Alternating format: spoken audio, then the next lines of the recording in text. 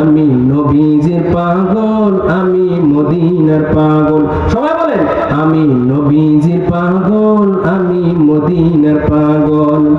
মদিনার ধুলবালি মোর, মদিনার ধুলবালি মোর নয়নের কাজল। আমি নবীজির পাগল, আমি মদিনার পাগল। আমার মনে নবী নবী, দুই চোখে মদিনার ছবি। আমার মনে নবী নবী, দুই চোখে মদিনার ছবি। আমার মনে নবী নবী,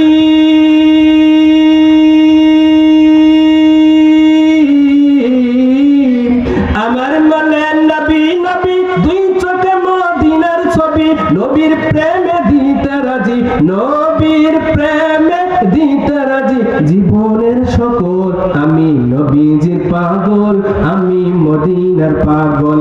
আমি নবীজির পাগল, আমি মদিনার পাগল। নবীজির পাগল তো আমরা সবাই, কথা বলেন ঠিক কিনা? নবী যদি না আসতেন দুনিয়ার বুকে, তাহলে নামাজ কিভাবে পড়তে হয় আমরা কি জানতাম? নবী যদি না আসতেন তাহলে হজ করতে হবে সেটা আমরা জানতাম না। নবী যদি না আসতেন সত্য কথা বলতে হয় সেটাও জানতাম না। নবী যদি না আসতো তাহলে মা বাবাকে সম্মান করতে হবে, শ্রদ্ধা করতে হবে, ভালোবাসতে হবে সেটাও জানতাম না। নবী যদি না আসতো সুদ ঘুষ এগুলো যে হারাম সেটাও জানতাম না। আমাদের নবী যদি না আসতো সমাজের বুকে হক প্রতিষ্ঠিত করতে হবে আমরা সেটাও জানতাম না, কথা বলেন ঠিক কিনা? সেজন্য আল্লাহ রাব্বুল আলামিন বলতেছেন, ওয়ামা আরসালনাকা ইল্লা রাহমাতাল লিল আলামিন।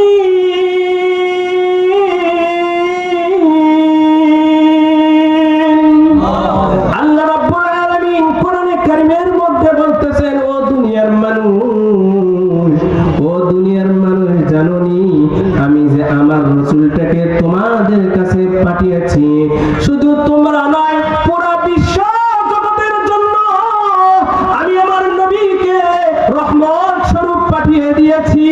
সুবহানাল্লাহ বলেন। রাহমাতুল লিল আলামিন নবী কোরআনে প্রমাণ, উম্মত বিনে কে বুঝিবে আমার দয়ার নবীর শান, কথা বলেন ঠিক কিনা?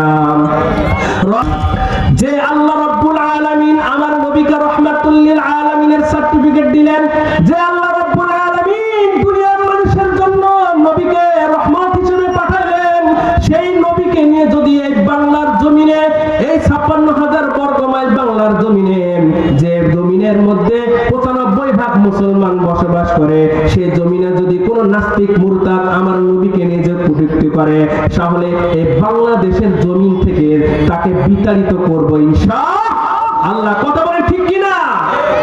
এই ৫৬,০০০ বর্গ মাইল বাংলাদেশে ৯৫% মুসলমান, সেই বাংলার জমিনে যদি আমার নবীর ইজ্জত নিয়ে কেউ কটূক্তি করে, দুঃসাহস দেখায়, টেকনাফ থেকে তেতুলিয়া, রুশপা থেকে পাতুরিয়া, সুন্দরবন থেকে বান্দরবান পর্যন্ত বাংলার মুসলমানরা আগুনের বারুদ জ্বালাবে, কথা বলে ঠিক কিনা?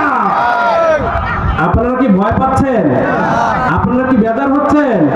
আমার নবীর ইজ্জত নিয়ে কথা বলবে আর তার জীবন অস্তিত্ব বাংলার জমিনে থাকবে, মুসলমান সেটা মেনে নিবে না। ইরান কিছুদিন আগে আমরা দেখেছি আমার নবীর শানে অপমানমূলক কথা বলেছে, আমার নবীকে নিয়ে কটূক্তি করেছে। সেই ইরানের পার্লামেন্ট থেকে ওই গায়ককে, একদম পপুলার একজন গায়ক, ওই গায়ককে এই পার্লামেন্ট থেকে ফাঁসি দেওয়া হয়েছে। সুবহানাল্লাহ।